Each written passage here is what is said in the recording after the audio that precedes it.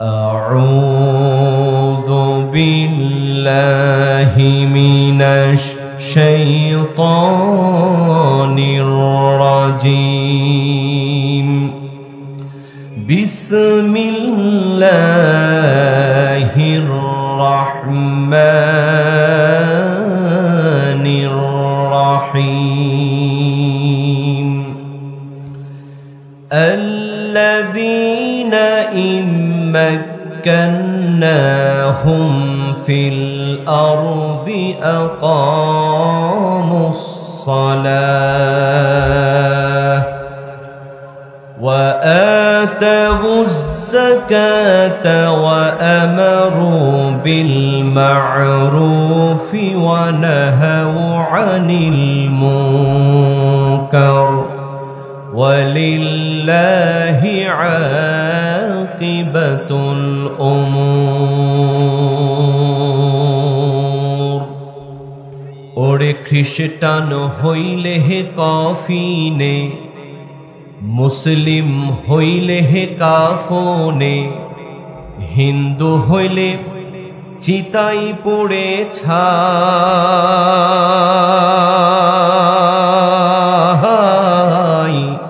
রে মানো গৌরব করার নাই রে কিছু নাই। ঠিক কিনা বলেন?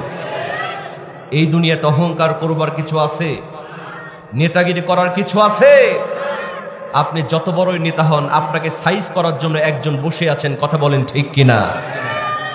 একদল বলেছিল 41 সাল পর্যন্ত থাকবে, কিন্তু আল্লাহ পাক 24 সালেই তাদেরকে সাইজ করছে। কথা কোন ঠিক কিনা? ওরা বলেছিল আমরা করোনার চাইতেও শক্তিশালী। কিসের চাইতে?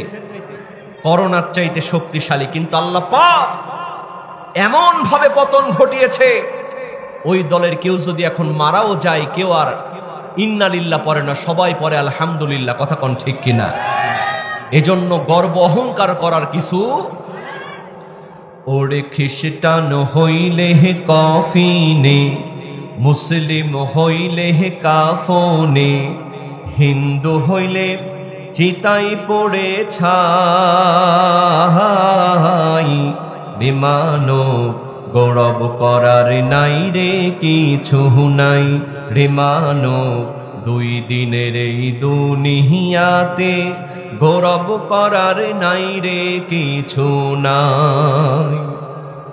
সময় তো আর নাই রে বেশি, দমের খেলা শেষ, যেতে হবে সেই ঠিকানায় যে তাহায় আসল দেশ রে তোর, যে তাহায় আসল দেশ। কথা বলেন ঠিক কিনা? সময় তো আর নাই রে বেশি, দমের খেলা শেষ, যেতে হবে সেই ঠিকানায় যে তাহায় আসল দেশ রে তোর, যে তাহায় আসল দেশ।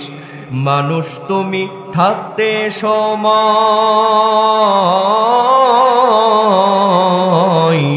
মানুষ তুমি থাকতে সময় হিসাব করো তাই রে মানো গৌরব করার নাই রে কিছু নাই রে মানো গৌরব করার নাই রে কিছু নাই রে মানো দুই দিনের এই দুনিয়াতে গৌরব করার নাই রে কিছু না।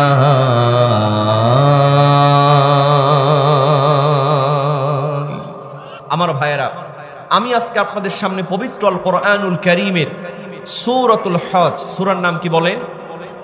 সূরাতুল হজ। এই সূরা হজের 41 নম্বর আয়াত তেলাওয়াত করেছি। বলবেন যে হুজুর এত আয়াত থাকতে এই আয়াত কেন তেলাওয়াত করলেন? আমার ভাইয়েরা বলেন তো, আমাদের সামনে এখন সবচেয়ে বড় একটা পরীক্ষা, সেটা হলো নির্বাচন। কথা বলেন ঠিক কিনা? এই নির্বাচনের মাধ্যমে অনেক নেতা তৈরি হবে। আজকে যে আয়াতখানা তেলাওয়াত করেছি, আল্লাহ পাক সে আয়াতের মধ্যে বলছেন কেউ যখন নেতা হবে সে 4টা দফা কায়েম করবে। জোরে বলেন কয়টা দফা? আরো জোরে বলেন কয়টা দফা? আল্লাহ রাব্বুল আলামিন পবিত্র আল কোরআনুল কারীমে সূরাতুল হজের 41 নম্বর আয়াতের মধ্যে জানায় দিলেন, আল্লাযীনা ইম্মাক্কান্নাহুম ফিল আরদ, জমিনের মধ্যে নেতা হবে যারা, ক্ষমতা পাবে যারা, চারটা দফা কায়েম করবে তারা। চিৎকার দিয়ে বলেন না বাবা সুবহানাল্লাহ। এক নম্বর দফা হলো আল্লাহ রাব্বুল আলামিন বলেন, আল্লাযীনা ইম্মাক্কান্নাহুম ফিল আরদি আকামুস সালাহ। এক নম্বর দফা হলো নেতা হবে যারা, নামাজ কায়েম করবে তারা।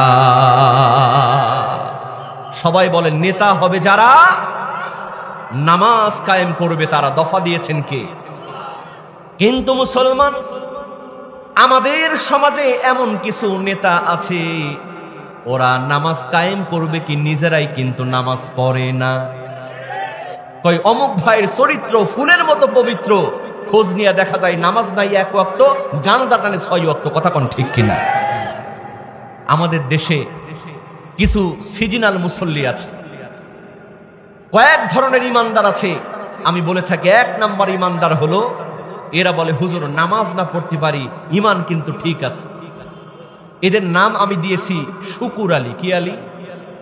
শুধুমাত্র শুক্রবারের দিন যখন আসে জুমার নামাজে যায়, জুম্মা শেষ 1 সপ্তাহের মনে ওর নামাজও। আর এক ধরনের ইমানদার আছে, ওদের নাম আমি দিয়েছি রমজান আলী। জোরে বলেন কি আলী? এই নামে থাকলে কেউ আবার মাইন্ড করেন না। রমজান আলী বলার কারণ হলো রমজান মাস যখন আসে তখন নামাজ ধরে, রমজান শেষ 1 বছরের মনে ওর নামাজও কিন্তু শেষ। আরেক ধরনের ইমানদার আছে, ওদের নাম আমি দিয়েছি ইয়াদ আলী। কি আলী? ইয়াদ আলী। শুধুমাত্র 2 ঈদে যায়, যাবে না, বউ জোর করে ঠালে। কি গো, সারা বছরও তুমি মসজিদে যাও না, ঈদের মাঠেও যদি না যাও এলাকার লোকজন কি মনে করবে? মেয়ে আছে, মেয়ে বিয়ে দেওয়া লাগবে, দেখবেন সবার পরে যায়, সবার আগে দৌড় দিয়া চলে আসে। এরা হলো ইয়াদ আলী মার্কা ইমানদার। কথা কোন ঠিক কিনা? আর এক ধরনের ইমানদার আছে, ওদের নাম আমি দিয়েছি মতলব আলী। কি আলী? নির্বাচন যখন সামনে আসে তখন পাঞ্জাবি টুপি লাগায় হুজুর দেখলে হুজুর সালাম আলাইকুম, সালাম আলাইকুম। আগে শালা, এরপরে দুলাভাই। এই ইমাম সাহেবকে বলছে হুজুর সালাম আলাইকুম। হুজুর হুজুর মনে মনে চিন্তা করে, ব্যাপার কি, সারা জীবন হুজুরদের বিরোধিতা করলো, আজকে এত সালাম দেয়। কই ভাইজান কি হয়েছে? কই হুজুর সামনে নির্বাচন তো, জাতির একটু খেদমত করব, আপনি আমার সঙ্গে থাকবেন আর দেশি মুরগি বেশি করে খাবেন, আপনার কোনো টেনশন নেই। হুজুর মনে মনে চিন্তা করে বলে, বেটা এতদিন তোর মসজিদে সুদের ওয়াজ করছি, তুই সুদের ওয়াজের কারণে আমার চাকরি নট করেছিস। ঘুষের ওয়াজ করছি, ঘুষের ওয়াজের কারণে চাকরি নট করেছিস। আজকে এত সালাম দিস, মুরগির গোস্ত খাইতে কোস, তার মানে একটা মতলব আছে না নাই? কই বাবা তোমার সঙ্গে তো থাকবো, তা তুমি বলো তো ওজুর ফরজ কয়টা? নেতার পায়জামা গরম হয়ে গেছে। কি গরম হয়েছে? নেতা মনে মনে গুনে গুনে কয় হুজুর ওজুর ফরজ মাত্র 21টা। নাউজুবিল্লাহ। কয় বাবা তুমি গোসলের ফরজ জানো তো? কয় জানবো কেন হুজুর, গোসলের ফরজ মাত্র 3টা। কয় মাশাআল্লাহ, হয়েছে কি কি বলো তো? কয় হুজুর 1 নাম্বার লুঙ্গি, 2 নাম্বার গামছা, 3 নাম্বার সাবান। হুজুর কয় বাবা তুমি গোসলের নিয়ত জানো তো? কয় জানবো না কেন, নাওয়াইতু আন গসলা, সাবান দিয়া কসলা। হুজুর কয় বাবা এইগুলা থাক, সারাদিনে কয় ওয়াক্ত নামাজ তুমি জানো তো? কয় হুজুর জানবো না কেন, সারাদিনে মাত্র 16 ওয়াক্ত নামাজ। হুজুর কয় সর্বনাশ, তোর মতো মতলবালির সঙ্গে থাকলে না জানি আল্লাহর গজব আমার উপরে নাজিল হবে। হুজুর হাঁটা দিয়েছে। পেছন থেকে মতলবালির বউ বলে কি গো হুজুর চলে গেল কেন? কয় নামাজের ওয়াক্ত বুঝি একটু কম বলা হয়েছে। কয় কত বলছো? কয় 16 ওয়াক্ত বলছি। বউ কয় সর্বনাশ, তুমি কেন 5 ওয়াক্ত বলতে পারলা না? মতলবালি কয় 16 ওয়াক্ত বলার কারণে হুজুর যে খেপা খেপছে, 5 ওয়াক্ত বললে তোমার গালের মধ্যে একটা লাগায় দিত। নাউজুবিল্লাহ কবেন না? বিশ্বাস করেন মুসলমান, যেই নেতা ওজুর ফরজ জানে না, নামাজ পড়তে জানে না, এইরকম নেতা আমরা চাই না। কথা বলেন ঠিক কিনা? জোরে বলেন ঠিক কিনা? কারণ আল্লাহ পাক বলছেন আকামুস সালাহ, নেতা হবে যারা, প্রথম নাম্বার দফা হলো নামাজ কায়েম করবে তারা। গভীর মনোযোগ মুসলমান, কেন নামাজ কায়েমের কথা আল্লাহ পাক প্রথমে বলে দিলেন? একটাই কারণ হলো ইন্নাস সালাতা তানহা আনিল ফাহশাই ওয়াল মুনকার। শুধুমাত্র নামাজ কায়েম করতে পারলে আমাদের সমাজ থেকে অন্যায় অপকর্ম দূর করে দেন কে? নামাজ পড়তে হবে। এজন্য যুবক ভাইদেরকে বলে, যুবক, নামাজ ছাড়া কোনো বিকল্প কোনো পথ নাই। আপনি যতই ইসলামী আন্দোলন করেন, আপনি যদি নামাজ না পড়েন, ইসলামী আন্দোলনের কোনো দাম আছে? কি বলেন, দাম আছে? আল্লাহর নবীজির সামনে একজন অন্ধ সাহাবী এসে বললেন, ইয়া রাসূলুল্লাহ, আমি তো চোখে দেখি না হুজুর, আজান যখন হয় আমাকে মসজিদে যাওয়া লাগে, আমার জন্য কষ্ট হয়ে যায়, হুজুর একটু যদি রুখসাত দিতেন তাহলে আমি বাসায় নামাজ আদায় করতাম। আল্লাহর নবীজি পারমিশন দিয়া দিলেন। অন্ধ সাহাবী আস্তে করে যখন যেতে লাগলেন, আল্লাহর নবীজি আবার ডাক দিলেন, ও অন্ধ সাহাবী শোনো, তুমি কি মসজিদের আজান শুনতে পাও? অন্ধ সাহাবী বললেন, ইয়া রাসূলুল্লাহ, ইয়া হাবিবাল্লাহ, আমার চোখের মধ্যে সমস্যা, আমার কানে কোনো সমস্যা নাই, আমি তো আজান হলে আজান শুনতে পাই। আল্লাহর নবী বললেন, ও আমার অন্ধ সাহাবী শোনো, আজান যেহেতু তুমি শুনতে পাও, তোমাকে মসজিদে এসে নামাজ আদায় করা লাগবে। কিন্তু অসংখ্য যুবক নামাজের জন্য ডাকা হয়, ওরা চায়ের স্টলে বসে আড্ডা দেয়। কথা কোন ঠিক কিনা? অনেক দাড়ি পাকা মুরব্বী চায়ের স্টলে বসে চা খায় আর টিভি ছেড়ে দিছে, বন্ধু তু হুইল কালবাস, বন্ধু তু হুইল কালবাস। দেখবেন মুরব্বী চা খেয়ে এরকম করে তাকায় থাকে, বাইরে যে আজান হচ্ছে খেয়াল রাখে না। ও মুরব্বী, তুমি মনে করছো এশার নামাজ তুমি ছেড়ে দিয়েছো, আগামীকাল ফজরে তোমার জানাজা হতে পারে। কথা কোন ঠিক কিনা? তুমি ফজর ছেড়ে দিয়েছো, ওই জোহরে তোমার জানাজা হতে পারে কি পারে না? কেমন করে ঘুমাও তুমি, কেমন করে ঘুমাও তুমি, ফজর করে কাজা, এমনও তো হতে পারে জোহরে জানাজা। ঠিক কিনা? মুসলিম হয় না জন্ম নিলেই মুসলমানের ঘরে, কাফের মুমিন তফাৎটা হয় সালাতের উপরে। হে মানুষ, সালাতের উপরে। মুসলিম হয় না জন্ম নিলে মুসলমানের ঘরে, কাফের মুমিন তফাৎটা হয় সালাতের উপরে। এই জীবনে নামাজ যেন, এই জীবনে সালাত যেন হয় না কভু কাজা, এমনও তো হতে পারে আগামীকাল জোহরে জানাজা। ঠিক কিনা? এই জন্য প্রথম নাম্বার দফা হলো নেতা হবে যারা নামাজ কায়েম করবে তারা। সুবহানাল্লাহ বলে আল্লাহ রাব্বুল আলামিন। এরপরে দ্বিতীয় নাম্বার দফা দিয়ে দিলেন ওয়া আতাউয যাকাত, নেতা হবে যারা যাকাত কায়েম করবে তারা। কিন্তু মুসলমান গভীর মনোযোগ, যাকাত কায়েম করা তো দূরের কথা, আমাদের সমাজে এমন কিছু নেতা আছে ওরা জনগণের টাকা মেরে খায়। কথা কোন ঠিক কিনা? 16টি বছর আমরা দেখেছি অনেকের চোখের নিচে তেলের খনি পাওয়া গিয়েছে, পুকুরের মধ্যে চাউলের বস্তা পাওয়া গিয়েছে। কথা কোন ঠিক কিনা? হাইরে নেতা রোডের জায়গায় বাঁশ দিয়েছে। বিশ্বাস করো মুসলমান, যেই নেতা জনগণের সম্পত্তি চুরি করে যাকাতের টাকা মেরে খায়, এই রকম নেতা বাংলাদেশ আর চাই না। কথা কোন ঠিক কিনা? গভীর মনোযোগ মুসলমান, নেতা কেমন নেতা হবে? জনগণের সম্পত্তি কামানত মনে করবে। আমার ভাইয়েরা, আমিরুল মুমিনিন খলিফাতুল মুসলিমিন হযরত ওমর ফারুক রাদিয়াল্লাহু তাআলা আনহু, তার খেলাফত আমলে আমিরুল মুমিনিন খলিফাতুল মুসলিমিন হযরত ওমর একদিন রাতের বেলা একটা বাতি জ্বালায়া রাষ্ট্রের কাজ করতেছেন, লেখালেখির কাজ করতেছেন। এমন সময় হযরত আলী রাদিয়াল্লাহু তাআলা আনহু আসলেন, এসে বললেন, ওমর তোমার সঙ্গে আমার একটু কথা আছে। হযরত ওমর ফারুক রাদিয়াল্লাহু তাআলা আনহু বললেন, আলী, এই কথা তোমার ব্যক্তিগত কথা না, কোনো রাষ্ট্রীয় কথা। হযরত ওমর ফারুক রাদিয়াল্লাহু তাআলা আনহু এই কথা যখন বলে ফেললেন, হযরতে আলী রাদিয়াল্লাহু তাআলা আনহু বললেন, ওমর, এই কথা একান্তই আমার ব্যক্তিগত কথা। চিৎকার দিয়ে বলেন না বাবা সুবহানাল্লাহ। তো কথা যেমন বলেছেন, হযরত ওমর ফারুক রাদিয়াল্লাহু তাআলা আনহু ওই যে বাতি জ্বলতেছিল, ফু দিয়া বাতিটা নিভায়া দিলেন। এরপরে আরেকটা বাতি জ্বলতেছিল, ওই বাতি সামনে আনলেন, বাতির টেস্টটা বাড়ায় দিলেন। আলী রাদিয়াল্লাহু তাআলা অবাক হয়ে গেলেন, বললেন, ওমর, এই প্রথম যে বাতি জ্বলতেছিল একই রকম আলো হচ্ছিল, কেন তুমি বাতিটা নিভায়া দিয়া আরেকটা বাতি তুমি জ্বালিয়ে ফেললা?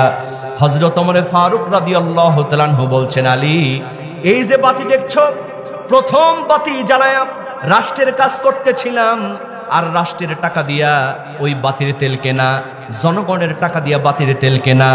ও আলী, তোমার সঙ্গে যদি ব্যক্তিগত আলোচনা করে জনগণের টাকার তেল আমি ফুরায় দিই, কিয়ামতের ময়দানে ওই তেলের হিসাব আল্লাহর কাঠগড়ায় আমাকে জবাব দেয়া লাগবে।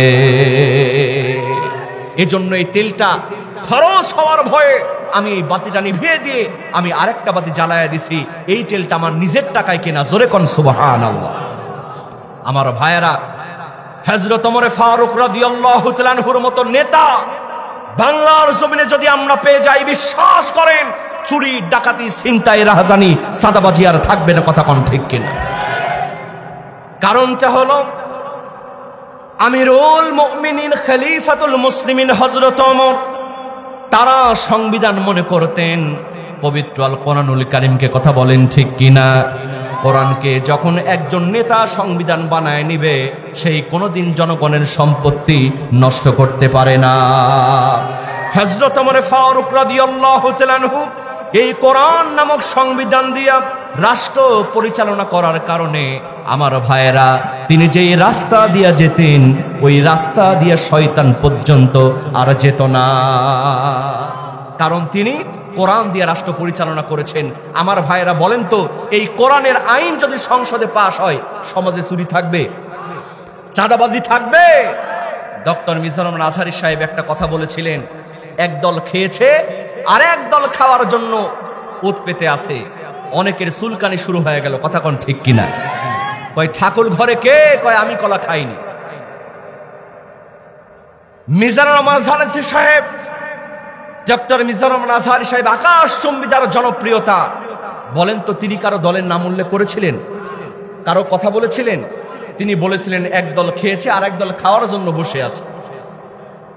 এই কথা বলার সঙ্গে সঙ্গে আর একটা দল, তাদের গায়ে আগুন ধরে গেল। আমার ভাইয়েরা বলেন তো, এটার একটা কারণ আছে না নাই? কারণ আছে না নাই? কারণ ওই সমস্ত নেতাগুলি জানে, এই কোরআনের আইন যদি সমাজের প্রতিষ্ঠিত হয়ে যায়, আর চোরের আইন যদি সংসদে পাশ হয়ে যায়, ওয়াসারিকু ওয়াসারিকাতু ফাকতাউ আইদিয়াহুমা, তাহলে আমি যে গম চুরি করব, জনগণের টাকা মেরে খাবো, আমার হাত আগে কাটা পড়বে। কথা কোন ঠিক কিনা? সবাই জানে কোরআন ভালো জিনিস, কিন্তু সংসদে আইন মানতে চায় না। কারণ সব ভালো সবাই চায়। আমি বক্তৃতায় বলে থাকি, এক অন্ধ যুবক বিয়ের সময় বিয়ে হয় না। অন্ধ মানুষ কেউ বিয়ে করতে চায় না। এলাকার মুরব্বীরা চিন্তা করলো, অন্ধ মানুষ, তার তো একটা বিয়ে শাদীর দরকার। খুঁজতে খুঁজতে একটা মেয়ে পাওয়া গেল, বেটে কুৎসিত কদাকারা চেহারা, মেয়েটারও বিয়ে হচ্ছে না। সবাই চিন্তা করলো, অন্ধের কাছে কালাও যা ধলাও। ওই কালো মেয়েটার সঙ্গে অন্ধ যুবকের বিয়ে দেওয়া হল। 3 বছর সংসার করেছে। কয় বছর? 3 বছর সংসার করার পরে হঠাৎ একদিন পীরগাছা বাজারের মধ্যে মাইকিং হচ্ছে, চক্ষু শিবির, চক্ষু শিবির।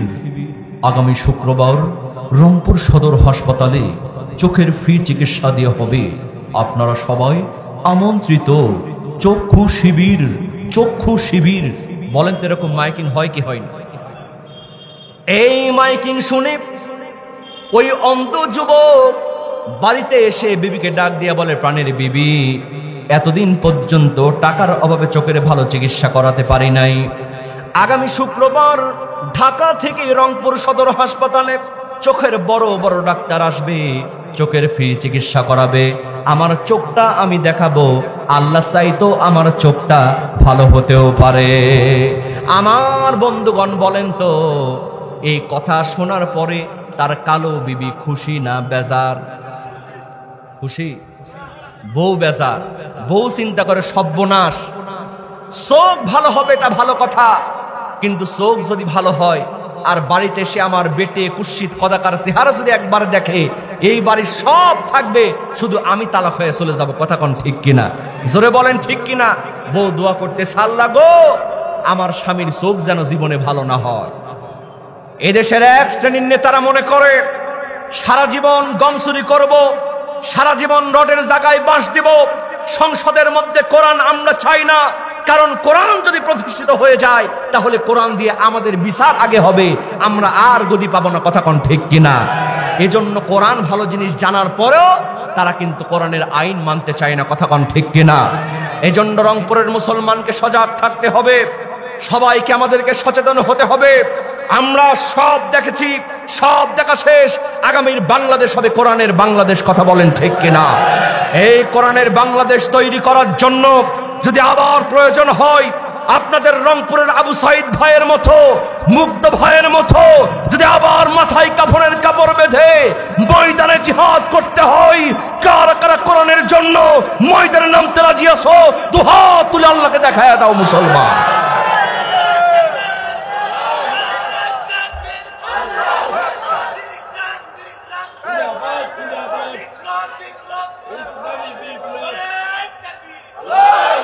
আমার ভাইয়েরা গভীর মনোযোগ। হযরত ওমর ফারুক রাদিয়াল্লাহু তাআলা আনহু তিনি কোরআন নামক সংবিধান দিয়ে এত সুন্দর করে রাষ্ট্র পরিচালনা করেছিলেন। একটা মেয়ে গভীর রজনীতে হেঁটে হেঁটে আসতেছে, হযরত ওমর ফারুক রাদিয়াল্লাহু তাআলা আনহু ছদ্মবেশে বের হয়ে গেলেন। কে রে? ওই গভীর রজনীতে রাস্তা দিয়ে একা একা হেঁটে হেঁটে আসে। হযরত ওমর ফারুক রাদিয়াল্লাহু তাআলা আনহু কাছে গিয়া দেখলেন একজন সুন্দরী যুবতী মেয়ে একাকী হেঁটে হেঁটে যায়। মেয়েটি হযরত ওমরকে চিনতে পারে নাই। হযরত ওমর বললেন, মা, এই গভীর রজনীতে তুমি একা একা হেঁটে হেঁটে আসতেছো, তোমাকে তো ধর্ষণ ইফটিজিং করতে পারে। আমার বন্ধুগণ বলেন তো, এই বাংলাদেশে ধর্ষণ ইফটিজিং আছে না? না। আরে ভাই, মহিলা পুলিশও রেহাই পায় না। ওই দিন পত্রিকায় দেখলাম ঢাকার শাহবাগে মহিলা পুলিশের ডিউটি পড়েছে। মহিলা পুলিশের দরকার আছে না নাই? কারণ মহিলা যদি আসামি হয় এর ধরবে কে? তো মহিলা পুলিশের ডিউটি চলছে, রাতের বেলা একটা সিসকা চোর চুরি করে দৌড় মারছে, ওই মহিলা পুলিশও চোরের পিছনে পিছনে দৌড়। চোর অন্ধকার গলির মধ্যে ঢুকেছে, মহিলা পুলিশ অন্ধকার গলির মধ্যে ঢুকেছে, অনেকক্ষণ ধাপড়া ধাপড়ি করে, কেউ কাউরে ছাড়ে না। পেছন থেকে আরো মহিলা পুলিশেরা বলে, ম্যাডাম ছেড়ে দেন, ওই রকম সিসকে চোর ধরে আমাদের কোনো লাভ নাই।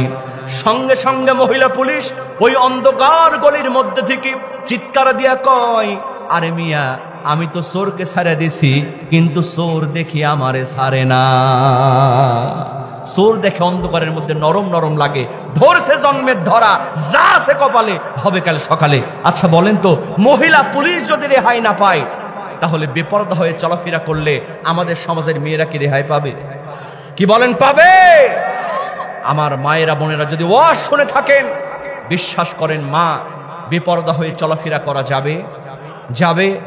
অনেক মা আছে এমন ভাবে বোরকাও পড়তেছে, সব বোঝা যায়, ওর চাইতে মনে হয় সেলোর কামিজই ভালো। কথা কোন ঠিক কিনা? আগে দেখলাম বাজারে পাওয়া যেত 3 পিস, এরপরে আসলো 2 পিস, এখন চলতেছে 1 পিস। কিন্তু আমার মা বলেন তো, আপনি যদি মারা যান, ওই কাফনের কাপড় হবে কয় পিস? 5 পিস। কয় পিস? 5 টুকরা হবে কাফনের কাপড়। ও মা, বেপরদা হয়ে আপনি চলাফেরা করছেন, দুনিয়াতে যেমন আপনার বিপদ আছে, ওই অন্ধকার কবরের মধ্যে বিপদ আছে না নাই? হযরত ওমর ফারুক রাদিয়াল্লাহু তাআলা আনহু বললেন, মা, তুমি যে একাকী আসছো, তোমাকে তো ধর্ষণে ফ্রিজিং করতে পারে, কেন তুমি আসছো? মেয়েটি হযরত ওমরকে চিনতে পারে নাই, সঙ্গে সঙ্গে বলেন, ও যুবক, কে আপনি? আপনাকে তো আমি চিনলাম না। আপনি কি জানেন না, এমন একজন রাষ্ট্রপ্রধান আমরা পেয়েছি, তার নাম হলো হযরত ওমর। আমিরুল মুমিনিন খলিফাতুল মুসলিমিন কোরআন নামক সংবিধান দিয়ে রাষ্ট্র পরিচালনা করেন। এজন্য রাতের বেলা একাকী যেতে আমার কোনো ভয় লাগে না।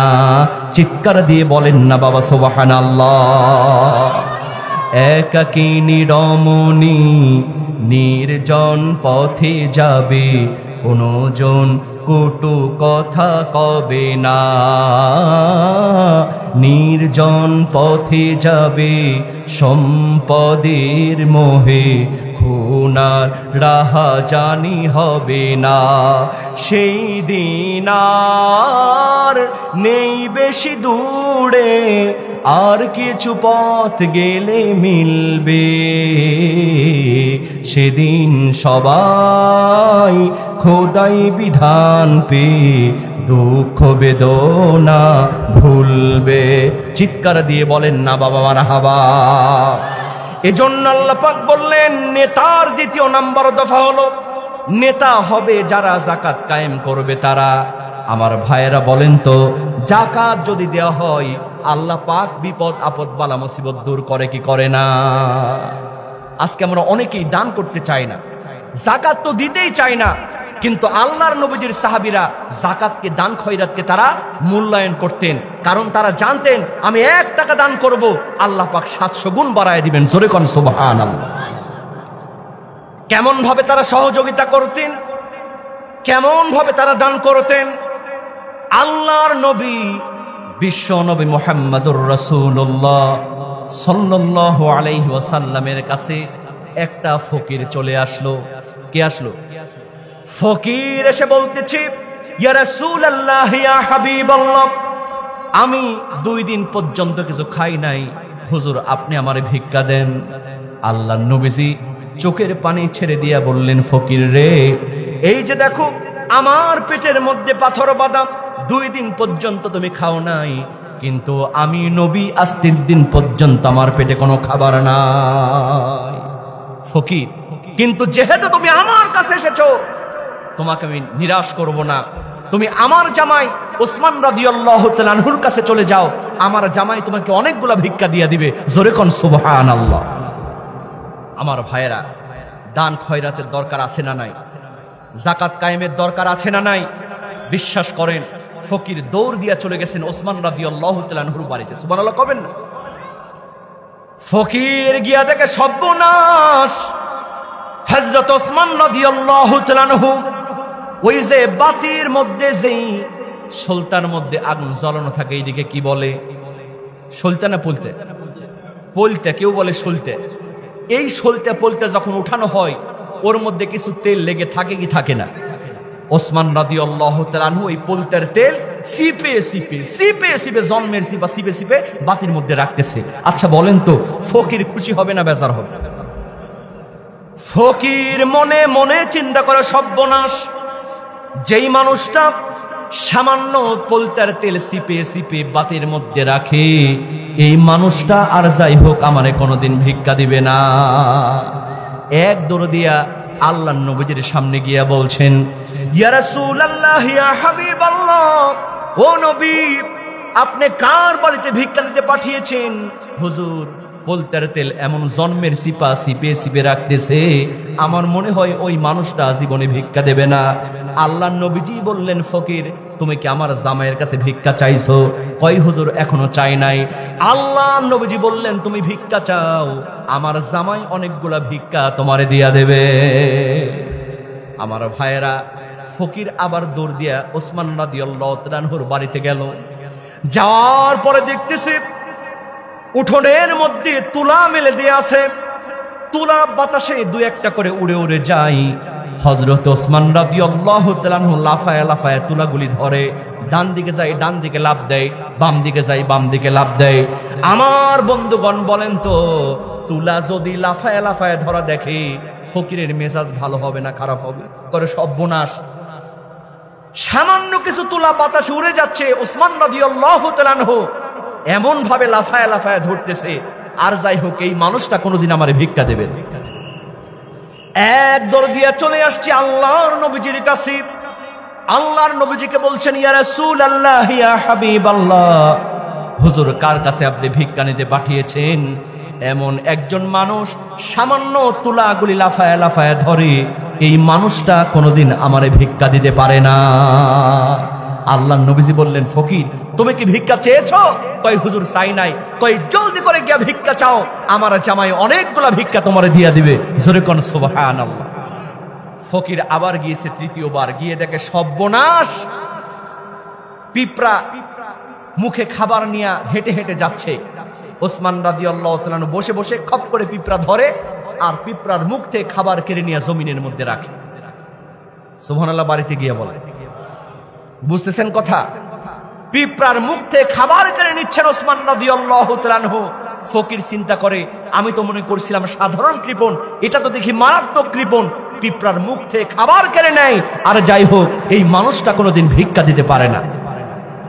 ফকির এক দৌড় দিয়ে আল্লাহর নবীজির সামনে গিয়া বলছেন, ইয়া রাসূলুল্লাহ, মা পোসাই দোয়া ওসাই, আপনার ভিক্ষা দেওয়া লাগবে না, আপনার জামাইরও দেওয়া লাগবে না, মাপ চাই। আল্লাহর নবীজি বললেন, ফকির কি হয়েছে তোমার? কয়, ইয়া রাসূলুল্লাহ, ইয়া হাবিবাল্লাহ, এবার গিয়া দেখি আপনার জামাই পিঁপড়ার মুখ থেকে খাবার কেড়ে কেড়ে নিয়ে রাখতেছে। হুজুর, আর যাই হোক, যেই মানুষটা পিঁপড়ার মুখ থেকে খাবার কেড়ে নেয়, ওই মানুষটা কোনোদিন আমারে ভিক্ষা দেবে না। আল্লাহর নবীজি বলেন, ফকির তুমি বেশি বাড়াবাড়ি করছো, তুমি কি ভিক্ষা চেয়েছো? কয়, হুজুর চাই নাই। কয়, একবার গিয়ে চেয়ে দেখো, আমার জামাই তোমাকে অনেকগুলা স্বর্ণ মুদ্রা ভিক্ষা তোমারে দিয়া দিবে। জোরে কোন সুবহানাল্লাহ। ফকির মনে মনে চিন্তা করে, এবার আমি কিছুই দেখব না, বাইরে থেকে গিয়া ডাক দিব জোরে করে। ফকির গেট থেকে ডাক দিয়েছে, ওসমান, ও ওসমান একটু এদিকে আসো। আমার ভাইয়েরা বলেন তো, ফকিরদেরও একটা প্রেস্টিজ আছে না নাই? এখনকার ফকিররা তো ডাকাডাকিও করে না, সমানে কলিং বেল মার। এক লোক কয়, হুজুর ফকিরের সাইজ করছি। কেমনে? কয়, ঢাকা শহরে থাকি, 5 তলার মধ্যে আমি থাকি। ফকির এসে সমানে কলিং বেল মারতেছে।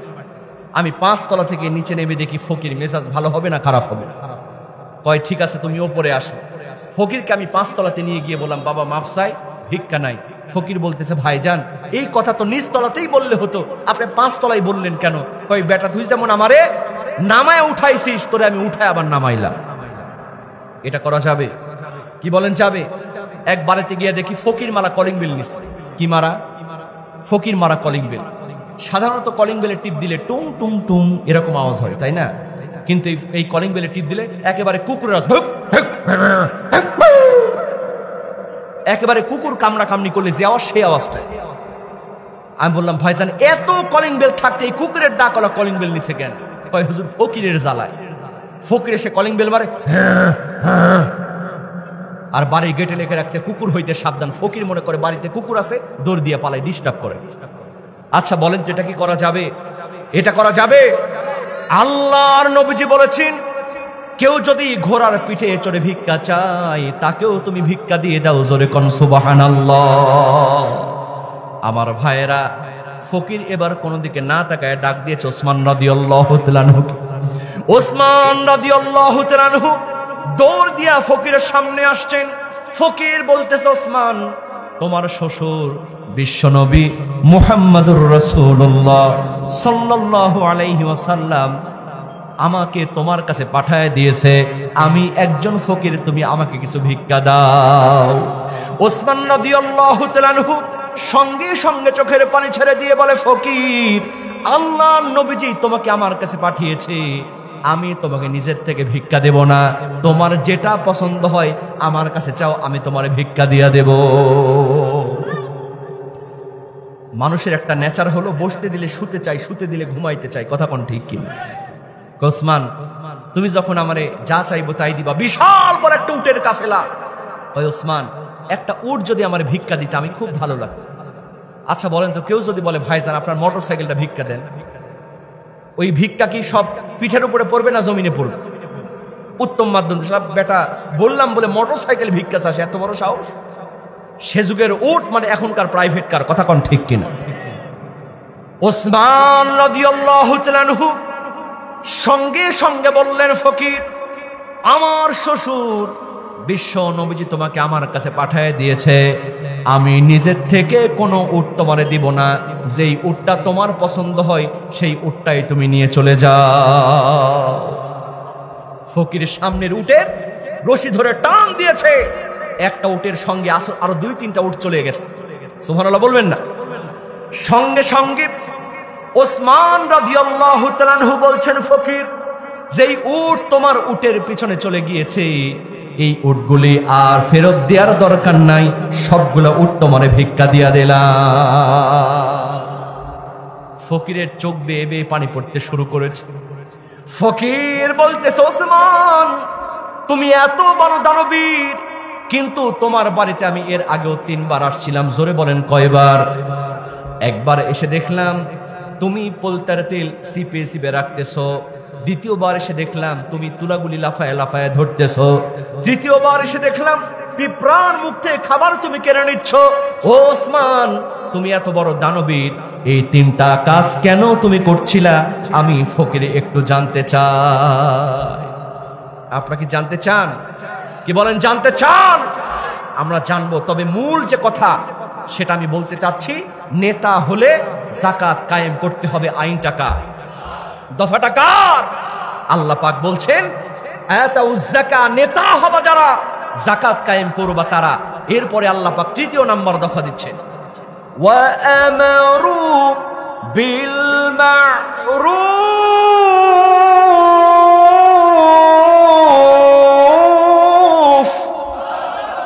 আল্লাহ রাব্বুল আলামিন বলেন 3য় নাম্বার দফা হলো, নেতা হবা যারা, সৎ কাজের আদেশ করবা তারা। চিৎকার দিয়ে বলেন না বাবা, আইনটা কার? সৎ কাজের আদেশ। বলেন তো, এটা শুধু নেতারা করলে চলবে, না এই আদেশটা একেবারে পরিবার থেকে হওয়া লাগবে?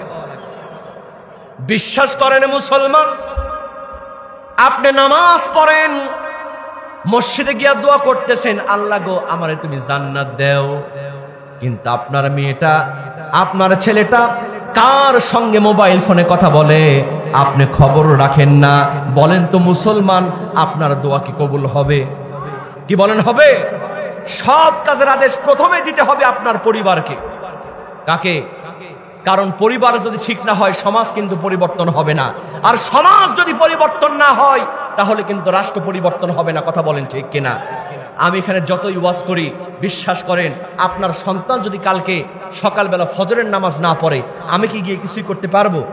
কি বলেন, পারবো? তাহলে আপনার দায়িত্ব হলো আপনি সৎ কাজের আদেশ করবেন। কি কাজের?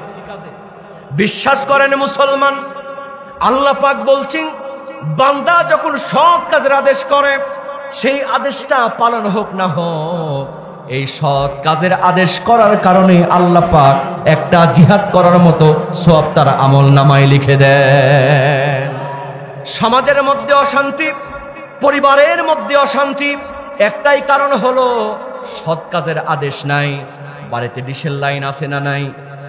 অনেকের বাড়িতে ডিশেল লাইন হয়তো এলাকায় নাই। কথা কোন ঠিক কিনা? একটু আপনি শহরের দিকে যাবেন, দেখবেন অনেক বিবি আছে বয়লার মুরগির মতো বসে থাকে, আর সারাদিন ইস্টার জলসা আর জি বাংলা নিয়ে পড়ে থাকে, কারণ সৎ কাজের আদেশ তারা কিন্তু পায় নাই। কথা কোন ঠিক কিনা? ডিশেল লাইন দিয়েছি, স্বামী যখন বাইরে থেকে বাড়িতে আসে, ক্লান্ত পরিশ্রান্ত শরীর নিয়ে বিবির ডাক দিয়ে কয়, বিবি একটু আমারে পানি দাও। বিবি ঘরের মধ্যে থেকে বলে, কপাল পড়ছে, জগে আছে, ঢালে নিয়ে খাও, পানি দেওয়া যাবে না, ইস্টার জলসার মধ্যে সিরিয়াল চলতেছে।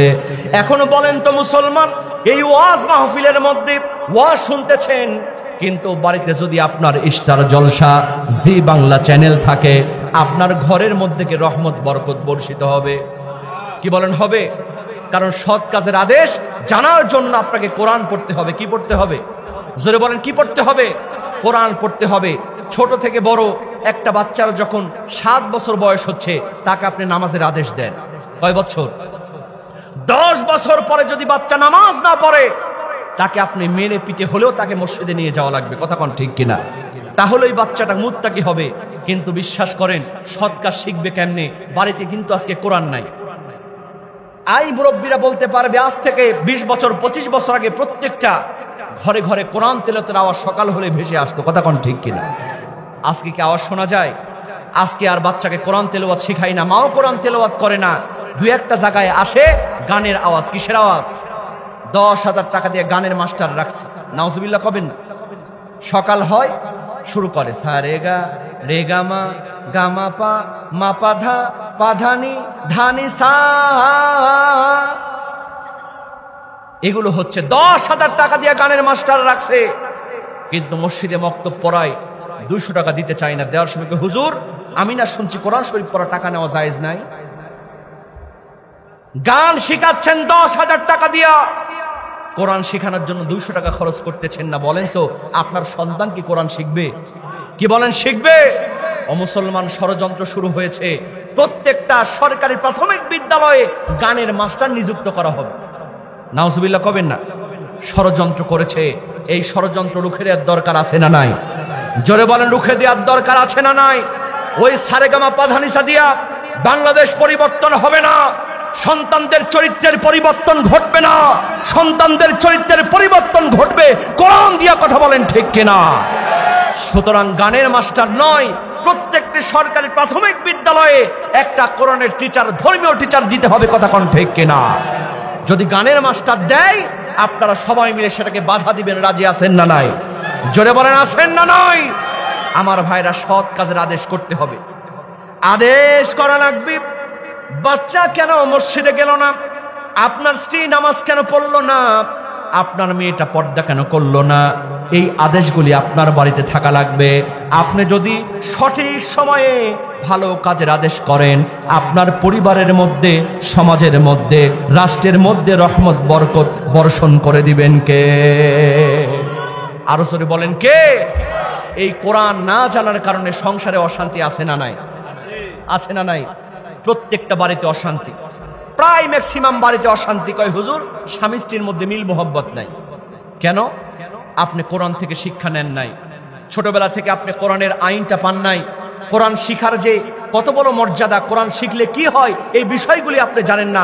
অনেকে আছেন এখানে বসে সূরা ফাতিহার অর্থও জানে না, কথা কোন ঠিক কিনা? বিশ্বাস করেন মুসলমান, স্বামী স্ত্রীর মধ্যে মিল মোহাব্বত থাকবে, এই কোরআনের মধ্যে সেই কথাটা আছে না নাই? আল্লাহ পাক স্পষ্ট করে বলে দিচ্ছেন, হুন্না লিবাসুল লাকুম ওয়া আনতুম লিবাসুল লাহুন্না। ও দুনিয়ার স্বামী স্ত্রী, তোমরা শুনে রাখো, তোমাদেরকে কোরআন বলে দিচ্ছে স্বামী স্ত্রীর জন্য পোশাক, আর স্ত্রী স্বামীর জন্য পোশাক স্বরূপ। জোরে কোন সুবহানাল্লাহ। বাজান, একটা মানুষের শরীরের সবচেয়ে কাছে থাকে এই জিনিসটার নাম কি? পোশাক। আল্লাহ পাক বললেন স্বামী স্ত্রীর জন্য পোশাক, স্ত্রী স্বামীর জন্য পোশাক। এখন আপনার স্ত্রী আপনার পোশাক, পোশাক যেমন পরিষ্কার থাকলে মনটা ভালো থাকে, স্ত্রীকেও পরিষ্কার রাখার দরকার আছে না নাই? ও আমার মায়েরা বোনেরা, আপনার শাড়ি, আপনার বোরকা পরিষ্কার থাকলে যেমন আপনার ভালো লাগে, সুতরাং আপনার স্বামীটা যেন পরিষ্কার হয়, এটার দরকার আছে না নাই? এটা মানতে হলে সৎ কাজের আদেশ চালু করা লাগবে। ও মুসলমান, আপনাদেরকে আজকে একটা আমল শিখাইয়া দিই। যারা বিয়ে করেছেন কারা কারা একটু হাত তুলে দেখান। বিবাহিত কারা একটু হাত তুলে। কি ব্যাপার, সব অবিবাহিত নাকি? হাত নাড়ান তো, নাড়ান তো। জি, বিবাহিত যারা হাত তুলবেন তারা, যে আল্লাহ কবুল করুক, বলে না আমিন। বিয়ে করছো? মাশাআল্লাহ। আমাদের প্রিয় ভাই অত্যন্ত চমৎকার আলোচনা করে, সারা বাংলাদেশে প্রধান বক্তার ওয়াজ করে, আলহামদুলিল্লাহ বলেন। এলাকার কৃতি সন্তান, এলাকার কি? জোরে বলেন। যেমন চেহারা তেমন কণ্ঠ, আল্লাহু আকবার বলেন। ভাই বলছে, ভাই আপনি আসছেন, আমি যাবো। আমি বললাম ঠিক আছে তুমি আসো, ডেকেছি চলে আসছে। কিন্তু অসংখ্য বক্তা আছে, এক বক্তা আরেক বক্তাকে সহ্য করতে পারে না, কথা কোন ঠিক কিনা? জোরে বলেন ঠিক কিনা? আলেমরা যদি ঐক্যবদ্ধ হয়ে যায়, বিশ্বাস করেন ওই আবু জেহেলেরা এমনি পালাবে, কথা কোন ঠিক কিনা? আমার মিরাজ ভাইয়ের জন্য দোয়া করবেন, আল্লাহ পাক যেন তাকে কোরআনের পাখি মতো বিখ্যাত একজন আলেম, জগৎ বিখ্যাত একজন আলেম, একজন সুবক্তা বানায় দেন। আল্লাহ পাক যেন তার কণ্ঠকে হেফাজত করেন। সকলে বলেন আমিন, জোরে বলেন আমিন। আমার ভাইয়ের, আমি বলছিলাম যারা বিবাহিত আছেন আপনাদেরকে একটা আমল শিখায় দিই। নবী করিম সাল্লাল্লাহু আলাইহি সাল্লাম বলেছেন, যেই পরিবারের মধ্যে সালাম আদান প্রদান থাকবে ওই পরিবারে কোনোদিন অশান্তি আসবে আসবে বিশ্বাস করেন মুসলমান, এমনও মুরব্বী এখানে বসে আছেন, বিয়ে করে 20 বছর 30 বছর হয়ে গেছে, জীবনে বউরে আগে সালাম দেন নাই। আল্লাহ নবীজির বিবিরা বলছেন আপনি কেন বিবিরে সালাম দিবেন না? দেখুন আল্লাহ নবীজির বিবিরা বলছেন আমরা আল্লাহ নবীজিকে সালাম দেওয়ার জন্য দাঁড়ায় থাকতাম, কিন্তু কোনোদিন সালাম দেওয়ার জন্য চান্স পেতাম না। আল্লাহ নবীজি আমাদেরকে দূর থেকে সালাম দিয়া দিতে। বিশ্বাস করেন, একটা আমল আপনারা চালু করেন, আজকে বাড়িতে গিয়া আপনার বিবিরে সালাম দিবেন, বিশ্বাস করেন আপনার পরিবারের মধ্যে রহমত বরকত বর্ষণ করে দিবেন কে? আরো জোরে বলেন কে? আমার বন্ধুগণ গভীর মনোযোগ। এরপরে আপনি আদেশ করবেন নামাজের জন্য, রোজার জন্য, পর্দার জন্য আপনি আদেশ করবেন। আমার ভাইয়েরা, শুধু আদেশ করলেই হবে না, আদেশ নিজেকেও পালন করার দরকার আছে না নাই? আপনাদের রংপুরের আরেকজন দাঈ, রংপুরের একজন বিখ্যাত দাঈ, সেলিব্রিটি দাঈ, তার নাম হচ্ছে আবু তহা মোহাম্মদ আদনান। আল্লাহু আকবার বলেন। কি আপনারা চেনেন না? নাম শুনেননি? এই আবু তহা মোহাম্মদ আদনান ভাই আকাশচুম্বী যার জনপ্রিয়তা, আল্লাহ পাক অল্প সময়ে দান করেছেন, কথা বলেন ঠিক কিনা? কিন্তু বিশ্বাস করেন গত এক সপ্তাহ যাবত তার পরিবারের মধ্যে একটা সমস্যা চলতেছে। বলবেন যে হুজুর আপনি এটা কেন মাহফিলে বলছেন?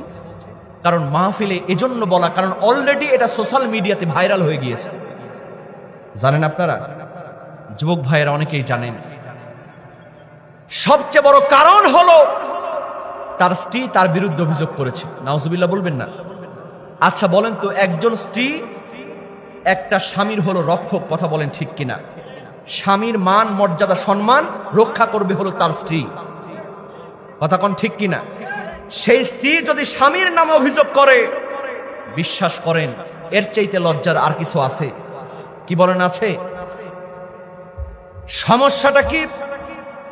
গবেষণা করে দেখলাম এই আবু তহা মোহাম্মদ আদনান তার স্ত্রীকে ভালোবাসে, কিন্তু আগে একটা বিয়ে করেছে, এটা হলো তার দ্বিতীয় স্ত্রী। কয় নাম্বার স্ত্রী? দ্বিতীয় স্ত্রী। তার স্ত্রী অভিযোগ করেছে তার একটা বিমানবালার সঙ্গে নাকি সম্পর্ক তৈরি হয়েছে। নাউজুবিল্লাহ কন। কারণ বিমানবালা হলো বাংলাদেশের একটা নতুন জ্বালা, কথা কোন ঠিক কিনা? বিমানবালা বোঝেন? যারা প্লেনের মধ্যে চা বিস্কিট আগায় দেয়। হজ করতে গিয়েছে হাজী সাহেব, অধিকাংশ হাজী বাংলাদেশ ওই প্লেনের মধ্যে ইমান হারা হয়ে এয়ারপোর্টে নামে, কথা কোন ঠিক কিনা? কাতার এয়ারলাইন্সেস, সৌদি এয়ারলাইন্সেস, এগুলোতে যেই বিমানবালাগুলি থাকে দেখবেন তারা কি পর্দা করে না বেপর্দা হয়ে থাকে? সুন্দরী সুন্দরী নারীদেরকে বিমানবালা বানানো হয়।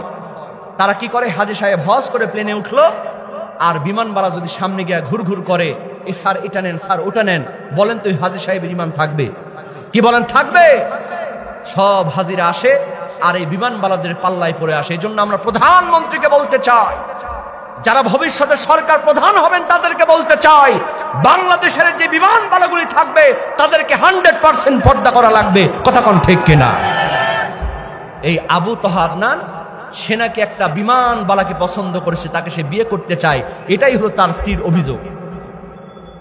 বিশ্বাস করেন মুসলমান, হিংসা বিদ্বেষ নয়, গীবত করা আমার উদ্দেশ্য নয়। আমার উদ্দেশ্য হলো আল্লাহর জন্য সমস্যার সমাধান করা, কথা কোন ঠিক কিনা? কারণ আমাদের ভালোবাসা, আমাদের ঘৃণা সব হবে একজনের জন্য, তিনি কে? জোরে বলেন কে? এই আবু তহা আদনান ভাই কি এই কোরআনের মাহফিল থেকে আমি পরামর্শ দিব, আপনার স্ত্রী অভিযোগ করেছে, স্ত্রীর বিরুদ্ধে কোনো অ্যাকশনে যাওয়ার দরকার নাই। কারণ আল্লাহ নবীজি বলেছেন মেয়েরা হলো বাঁকাহারের তৈরি। কিসের তৈরি বলেন? মেয়েরা হলো বাঁকাহারের তৈরি, সোজা করতে গেলে ভেঙে যাবে, আবার কিছুই না বললে বাঁকাই থাকবে। এজন্য আবু তহা আদনান ভাই অনেক জ্ঞানী মানুষ, আমি তাকে বলবো আপনার সন্তানদের মুখের দিকে তাকায়া এই স্ত্রীর সঙ্গে ডিভোর্স করার কোনো দরকার নাই। আবু তহা মোহাম্মদ আদনান ভাইয়ের কথা এজন্য বলছি কারণ আপনাদের এলাকার কৃতি সন্তান, কথা বলেন ঠিক কিনা?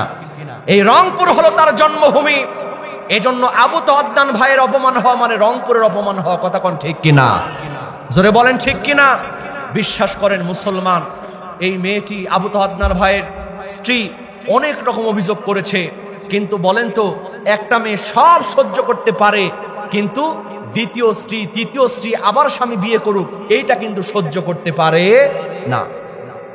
কোরআন কি বলছি?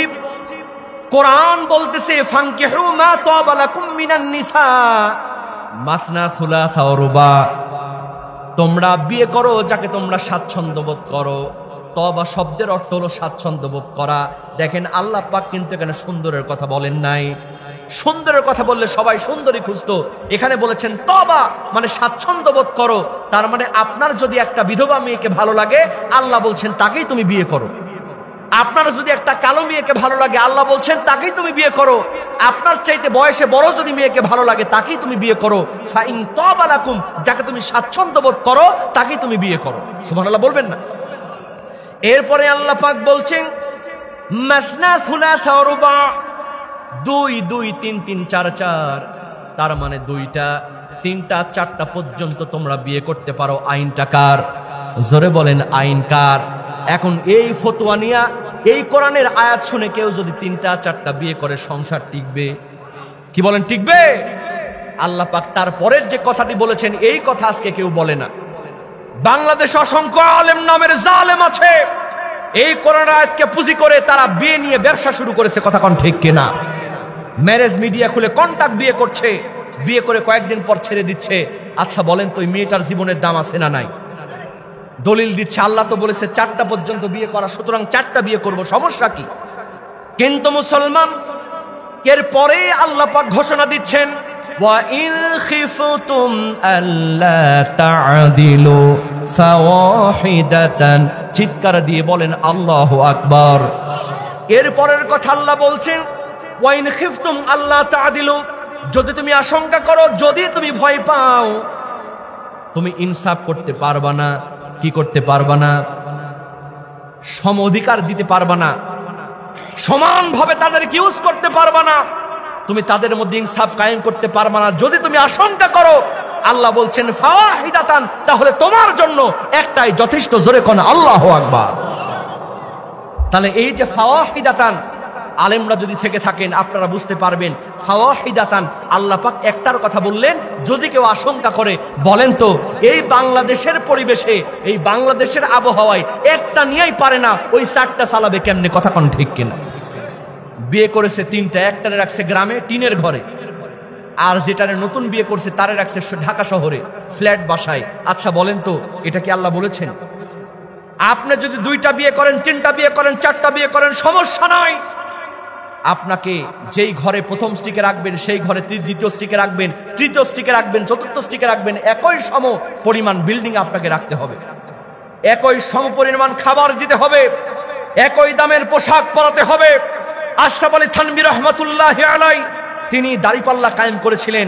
তিনি কিছু নিয়ে আসলে ওই দাড়িপাল্লায় ওজন করে তার বিবিদের কাছে সেটা পৌঁছে দিতেন। জোরে কোন সুবহানাল্লাহ। আর আপনি একটারে রাখছেন গ্রামে, আর একটারে রাখছেন শহরে, এইরকম করে আপনি ফতোয়া দিচ্ছেন 4টা বিয়ে করা যাবে। ও হুজুর, ও হুজুর নামের খেজুর, আল্লাহ যে বলছে ওয়াইন খিফতুম আল্লাহ তা'দিলু ফাওয়াহিদাতান, যদি তুমি একই সমপরিমাণ ইনসাফ করতে না পারো, তাহলে তোমার জন্য একটাই যথেষ্ট। এই আয়াতকে তুমি অস্বীকার করেছো। কথা কোন ঠিক কিনা? এজন্য আমার পরামর্শ হলো আবু তাহা মোহাম্মদ আদনান ভাইকে আল্লাহ পাক তাকে সম্মান দিয়েছেন, তিনি আমাদের জন্য একটা বড় নিয়ামত। কথা কোন ঠিক কিনা? তার মাধ্যমে ইসলাম প্রচার হচ্ছে, যুবকেরা ইসলামের ছায়াতলে আসছে। কিন্তু বলেন তো আবু তাহা আদনান ভাই যদি একটার পর আরেকটা বিয়ে করে, বাংলাদেশের মানুষ কি তারে সম্মান দিবে? দিবে? সম্মান দিবে না। এজন্য আমার ভাইয়েরা, আমি আবু তাহা আদনান ভাইকে বলতে চাই, আপনি যা সেইটা নিয়ে থাকেন, নতুন করে আর বিয়ে করার দরকার নাই। কারণ আপনার সুন্দর সুন্দর বাচ্চা কাচ্চা আছে, এদের মুখের দিকে তাকায় হলেও আপনি কোনো সংসারে অশান্তি তৈরি করেন না। কথা কোন ঠিক কিনা? আর সেলিব্রিটি আলেমদেরকে আমি বলতে চাই, এটা মিডিয়ায় রেকর্ড হচ্ছে, সেলিব্রিটি আলেম বক্তা, তাদের পিছনে এমনি মেয়েরা ঘুরে কি ঘুরে না বলেন তো? এই আমাকেও তো অনেকে ফোন করে, ফোন করে প্রথমে বলে হুজুর কেমন আছেন, হুজুর একটা মাসালা জানতে চাই, হুজুর আমার স্বামী তো বিদেশে থাকে, তো আমি এই কাজ করতে পারি, এটা করলে আমার কি হবে? এই কথা বললে আমি ফট করে ফোনটা কেটে দিই। কেউ যদি আমাকে বলে হুজুর একটা উত্তর জানতে চাই, আমি বলি ম্যাডাম আপনি যে প্রশ্নটি করেছেন এটা তো আপনার মসজিদের ইমাম সাহেব দিতে পারে। কথা কোন ঠিক কিনা? এই রংপুরের মসজিদের খতিব সাহেব আছে না, সেই তাই উত্তর দিতে পারে। তাহলে কেন ফোন করে আমাকে আপনাকে উত্তর চাইতে হবে? আমার ভাইয়েরা, বক্তা ভাইদেরকে আমি বিশেষ করে বলতে চাই, বিভিন্ন ভাই মেয়েরা ফোন দিবে, আর আপনি বক্তা হয়ে যদি মেয়েদের ফোন ধরেন, মেয়েদের সঙ্গে গল্প করেন, ওই ফোনটা রেকর্ড করে ভাইরাল করে দিতে পারে। কথা কোন ঠিক কিনা? আপনার ইকুলো যাবে, উকুলো যাবে। এজন্য সেলিব্রিটি আলেম যারা যারা বক্তা সারা বাংলাদেশে ওয়াজ করে, তাদেরকে মেয়েদের ব্যাপারে 100 হাত দূরে থাকতে হবে। কথা কোন ঠিক কিনা? মেয়েদের ব্যাপারে সতর্ক থাকতে হবে, কারণ বর্তমানে আলেমদের বিরুদ্ধে একটা ষড়যন্ত্র তৈরি হয়েছে। কথা কোন ঠিক কিনা? বিভিন্ন মেয়েরা তারা ফোন করছে, ইনিয়ে বিনিয়ে কথা বলার চেষ্টা করছে, এরপরে সেটা ইউটিউবে ভাইরাল করে দেওয়ার চেষ্টা করছে। এজন্য এই মাহফিল থেকে আমি সকল আলেমদেরকে, বিশেষ করে বক্তা ভাইদেরকে বলতে চাই, যেহেতু আপনার নাম্বার ইউটিউবে থাকে, কোথায় থাকে? ইউটিউবে থাকে, যে কেউ ইচ্ছা করলে ফোন দিতে পারে। সুতরাং অবশ্যই নারীদের ব্যাপারে আপনাকে সতর্ক থাকতে হবে। কথা বলেন ঠিক কিনা? যদি আপনি নারীদের ব্যাপারে সতর্ক না থাকেন, যার তার সঙ্গে ফোনে কথা বলেন, মাসলা মাসাইলের নামে যদিও কথা বলেন, ওই মেয়েটা একসময় আপনার প্রেমে পড়ে আপনার জীবনটাকে ধ্বংস করে দিবে। কথা কোন ঠিক কিনা? আমরা সবাই দোয়া করি এই বাংলাদেশের সকল বক্তা, সকল আলেমদেরকে আল্লাহ পাক যেন হেফাজত করেন। বলেন আমিন। আমার ভাইয়েরা, আমি বলছিলাম তৃতীয় নাম্বার দফা হলো সৎ কাজের আদেশ করা। এই সৎ কাজের আদেশ যদি কোনো নেতা করতে পারে, বাংলাদেশে আর দুর্নীতি, অশান্তি থাকবে না। কথা কোন ঠিক কিনা? আল্লাহি বা কহি যাহিয়া রে মানুষ, লোকাই বা কই যায়া, আজ রাইলা শিয়াহা একদিন বান্ধিবে কষিয়া রে, জগৎ স্বামীর ঘরে যাইতে হইবে রে, ও তোমার জগৎ স্বামীর ঘরে যাইতে হইবে রে। চিৎকার দিয়ে বলেন কথা ঠিক কিনা? এজন্য আমি রংপুরের মুসলমানদেরকে শেষ কথা বলে দিতে চাই, আল্লাহ পাক বললেন, নেতা হবা যারা, অন্যায় কাজে বাধা প্রদান করবা তারা। এই অন্যায় কাজের বাধা আজ থেকেই যদি শুরু হয়ে যায়, সমাজের মধ্যে কোনো সাদাবাজি, দুর্নীতি আর থাকবে না। কি রাজি আছেন? রাজি আছেন? আর চাঁদাবাজি, দুর্নীতি আমরা আর দেখতে চাই না। কথা বলেন ঠিক কিনা? আল্লাহ পাক বললেন, আল্লাযীনা ইম্মাক্কান্নাহুম ফিল আরদ, নেতা হবা যারা, 4টা দফা কায়েম করবা তারা। কয়টা দফা? 1 নাম্বার হলো আকামুস সালাহ, নেতা হবা যারা নামাজ কায়েম করবা তারা। 2 নাম্বার হলো আতাউজ যাকাত, নেতা হবা যারা যাকাত কায়েম করবা তারা। 3 নাম্বার হলো আমারু বিল মারুফ, নেতা হবা যারা সৎ কাজের আদেশ করবা তারা। 4 নাম্বার হলো ওয়া নাহাউ আনিল মুনকার, নেতা হবা যারা অন্যায় কাজে বাধা প্রদান করবা তারা। এই 4টা দফা মানার দরকার আছে না নাই? এই 4টা দফা যেই সংগঠন, যেই নেতারা দেওয়ার প্রতিশ্রুতি দিবে, আমরা তাদেরকে এই নির্বাচনে পাশ করাবো। কথা কোন ঠিক কিনা? জোরে বলেন ঠিক কিনা? কারণ 16টি বছর দেখেছি, সব দেখা শেষ, আগামীর বাংলাদেশ হবে কোরআনের বাংলাদেশ। কথা কোন ঠিক কিনা? আমরা সবাই চাই কি চাই না? জোরে বলেন চাই কি চাই না? এই কোরআনের আইন সমাজে প্রতিষ্ঠা করবার জন্য, এই কোরআনের আইন সংসদে পাশ করবার জন্য যদি আবার প্রয়োজন হয়, এই রংপুরের আবু সাইদ ভাইয়ের মতো, মুক্তা ভাইয়ের মতো, আল্লাহর নবীদের সাহাবাদের মতো মাথায় কাফনের কাপড় বেঁধে কোরআনের সংগঠনে এক লক্ষ্যে আমরা জীবন দিতে প্রস্তুত আছি। কার কার রাজি আছে মুসলমান? দুহাত তুলে আল্লাহকে দেখায় দাও।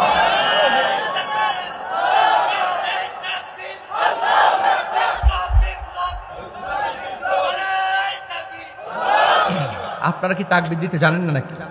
একটু আমার সাথে তাকবীর ধরেন তো গানে গানে। নাস্তিকতা নিপাত যাক, দিন ইসলাম জিন্দাবাদ। নাস্তিকতা নিপাত যাক, দিন ইসলাম জিন্দাবাদ। প্রতিটা নিয়ে একই আওয়াজ, খোদাদ্রোহী ছাড় পাবে না, এই বাংলায় ঠাঁই হবে না, মুসলমানরা জেগেছে আজ। ঠিক কিনা? নাস্তিকতা নিপাত যাক, দিন ইসলাম জিন্দাবাদ। নাস্তিকতা নিপাত যাক, দিন ইসলাম জিন্দাবাদ। প্রতিখানে একই আওয়াজ, খোদাদ্রোহী ছাড় পাবে না, এই বাংলায় ঠাঁই হবে না, মুসলমানরা জেগেছে আজ। ও জোর কদমে সামনে চলো, বজ্রকণ্ঠে আওয়াজ তুলো, সবার মুখে একই তালে দাও না স্লোগান, নারে তাকবীর, নারে তাকবীর। আল কোরআনের আলো, আল হাদিসের আলো, তোমার নেতা আমার নেতা। ইসলামেরই জন্য দেশের হয়েছে জন্ম, ইসলামের বিরুদ্ধে গেলে দেশ হবে ভিন্ন, ঠিক কিনা বলেন? ইসলামেরই জন্য দেশের হয়েছে জন্ম, ইসলামের বিরুদ্ধে গেলে দেশ হবে ভিন্ন। ইসলামের বিরুদ্ধে যারা নিয়েছে অবস্থান, এই বাংলায় ঠাই হবে না। যাও হিন্দুস্তান, যাও হিন্দুস্তান, যাও হিন্দুস্তান। জোর কদমে সামনে চলো, বজ্রকণ্ঠে আওয়াজ তুলো, সবার মুখে একই তালে দাও না স্লোগান, নারে তাকবীর, নারে তাকবীর। দুনিয়ার মুসলিম আলেম ওলামা, আহলে হাদিস হানাফি, আহলে হাদিস হানাফি কি এক হবে না? হ্যাঁ, অনেকে আওয়াজটা কমায় দিলেন আহলে হাদিস হানাফি যখন বললাম। বাজান, এতই আফসোস আজকে সব আলেম এই বিষয়ক মত পোষণ করেছে, তারা কোনোদিন একমত হবে না, ঠিক কিনা? দুইজনে মারামারি লাগছে, এক হুজুর কয় নাভির নিচে হাত বাঁধো, আরেকজন কয় বুকের উপরে হাত বাঁধো, দুইজনের সেই ঝগড়া লাগছে। পাশের থেকে মুসল্লি কয় আল্লাহু আকবার, কোথায় হাত বাঁধছে? দুই হুজুর অবাক হয়ে কয়, আরে ভাই, সারা জীবন নাভির নিচে হাত বাঁধলাম, কেউ বুকের উপরে হাত বাঁধলাম, কোনো সমস্যা নাই, যদিও একটু মাসলা মাসাইলগত মত পার্থক্য আছে, কিন্তু জীবনে তো কোনোদিন কপাল উপরে হাত বাঁধতে হবে এটা আমি দেখলাম না। দুই হুজুর অবাক হয়ে কয়, ভাইজান, নাভির নিচে হাত দেখলাম, নাভির উপরে হাত দেখলাম, বুকে হাত দেখলাম, জীবনে তো কপালের মধ্যে হাত দেখি নাই, এই মাসলা আপনি কোথায় পেলেন? সঙ্গে সঙ্গে মুসল্লি বলতেছে, তোমাদের মারামারি দেখে, তোমাদের মতানক্য দেখে, তোমাদের ঝগড়াঝাটি দেখে আমার মনে হলো দোষ নাভির নিচেও নয়, বুকের উপরেও নয়, আসল দোষ হলো আমাদের কপালে। আমরা হলাম কপাল পরা মুসলমান। সুতরাং আমার ভাইয়েরা, ঐক্যের দরকার আছে না নাই? দরকার আছে না নাই? আমরা সবাই যে আলোচনাটি শুনলাম, নেতাদের দফা হবে কয়টা বলেন তো? 4টা। এই 4টা দফা আল্লাহ পাক যেন আমাদের সমাজের মধ্যে প্রতিষ্ঠিত করার তৌফিক দান করেন, বলেন আমিন। সমাজের মধ্যে কায়েম করার তৌফিক দান করেন, বলেন আমিন। সবার কাছে দোয়া চেয়ে, সবার কাছে দোয়া নিয়ে আজকের আলোচনা এখানে শেষ করছি। আমিন। ওয়া আখির দাওয়ানা আলহামদুলিল্লাহি রাব্বিল আলামিন। আসসালামু আলাইকুম ওয়া রাহমাতুল্লাহি ওয়া বারাকাতুহু।